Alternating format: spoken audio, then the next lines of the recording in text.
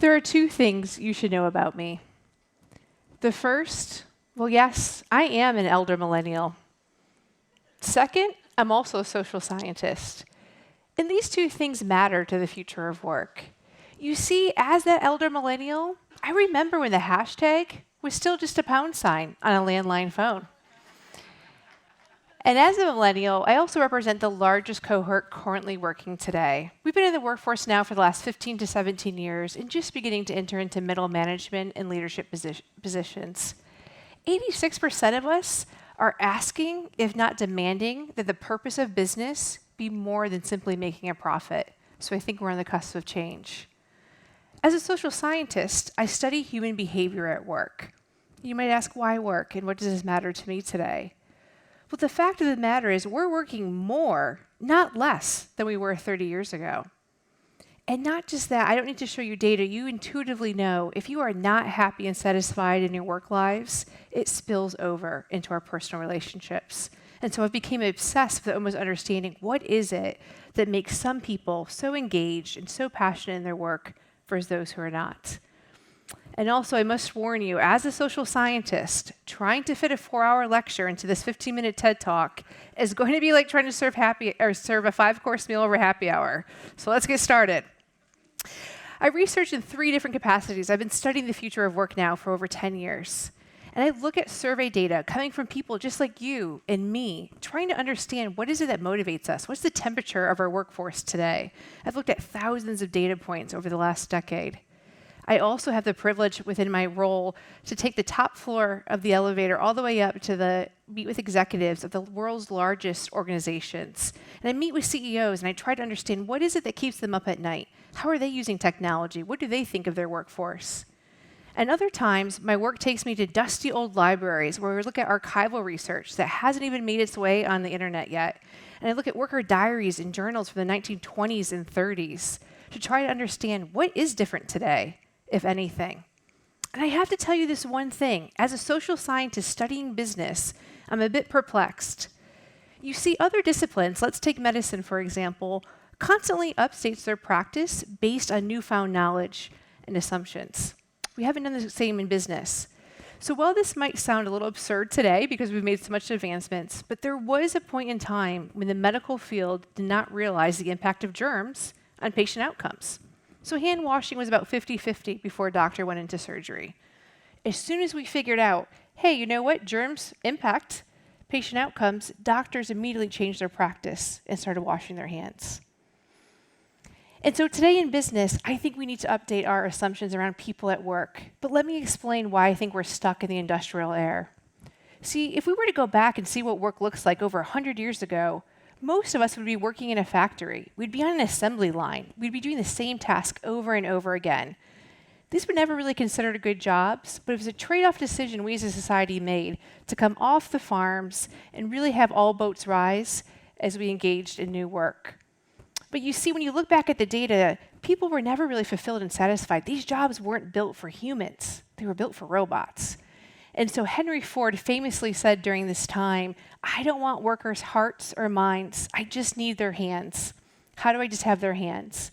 And so we have an entire field of scientific management birthed by Frederick Taylor that really focuses on how we can manage people to work faster and work harder with their hands. And let's leave that heart and emotion at the door. It's too messy. And so today we've updated our offices. 45% of us now work in some sort of business administration, office professional job. And we superficially have changed the way that work looks. And I'm going to be honest, us entitled millennials came down and we started asking for a lot more than those cubicles. We needed sunlight, we needed colorful walls, and we needed playful furniture. But I think we asked for these things because we didn't realize, we knew something was amiss. We knew there was a disconnection. And so instead we focused on something that was easy to change. But here's the paradox of where we are today, and this is something that keeps me up at night. Economists today would tell us we are in the most agreeable jobs of mankind, human history. We have air conditioning. Some of us have ping pong tables and craft beer kegs when we walk into work. We have all of our creature comforts. But my question I have for you today is, are you healthy in your job? How does work make you feel? And here's the thing. 45% of us today have a negative attitude towards the future of work.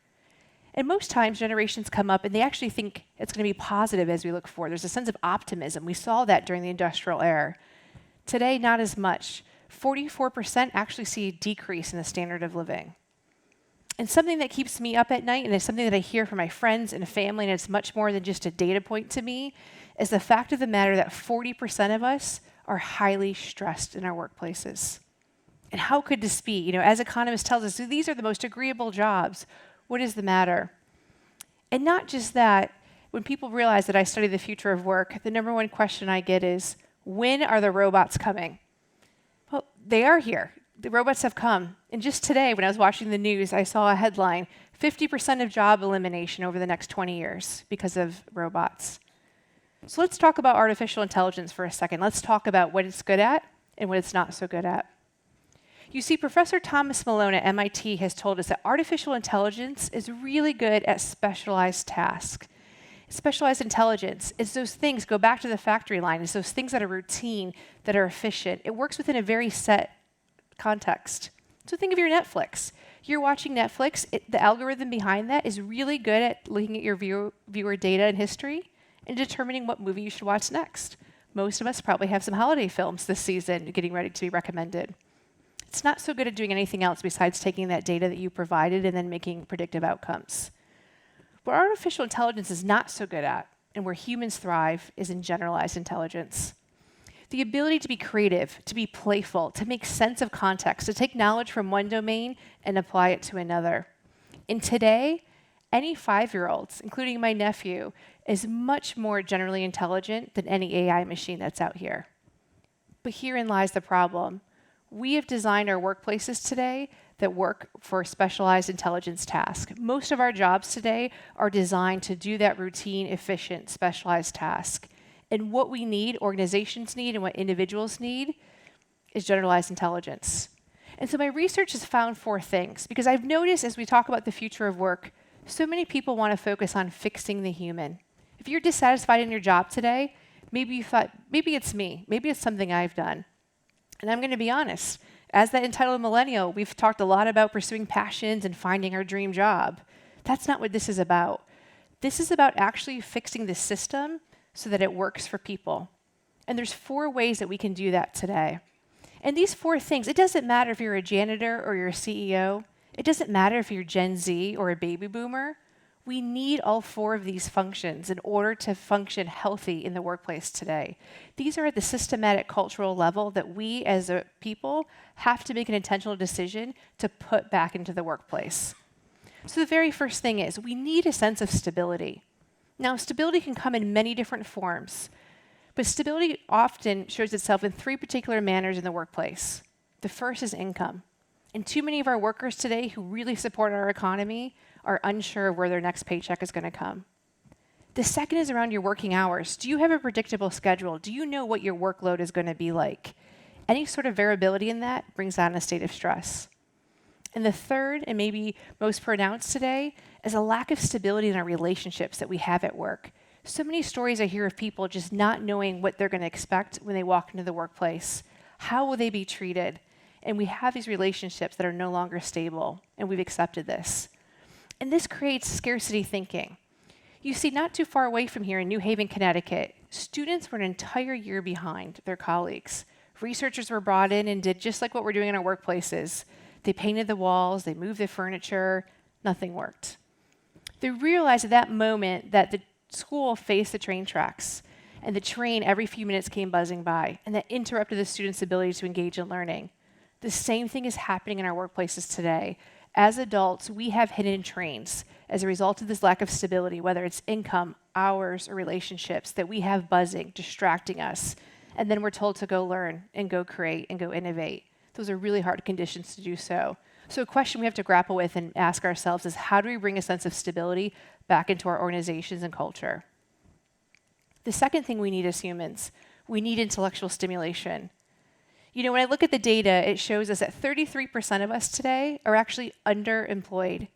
That means we have skills, we have education, we have capabilities that we can bring, but it's not being utilized.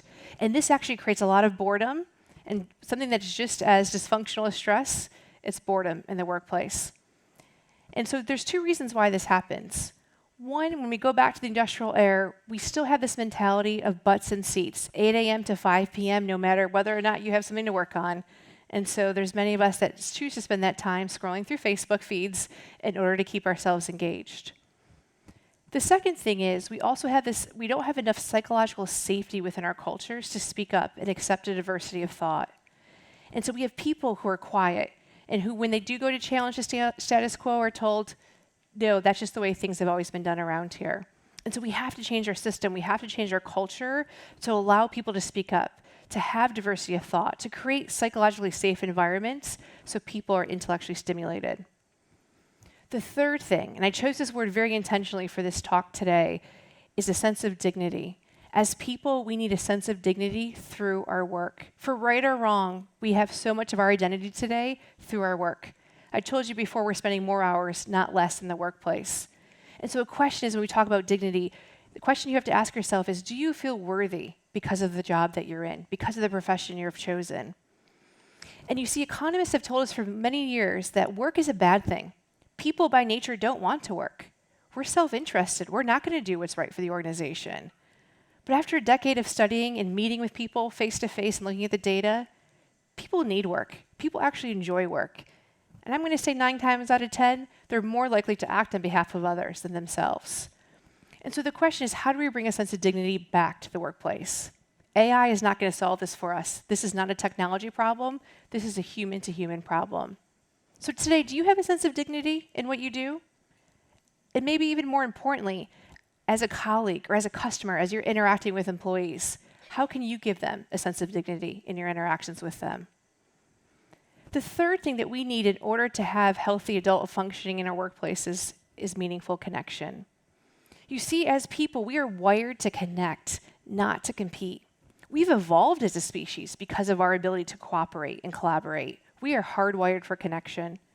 And the reality is our cultures and our organizational performance management systems are wired for competition. You see, again, going back to the industrial era, you could understand why we measure people as an individual output. It was very easy to quantify what that one person did. Today, if we're honest, all of our work is interdependent. We need each other. We're much more collaborative in the way that we accomplish work. And yet, so many of us are unable to do so.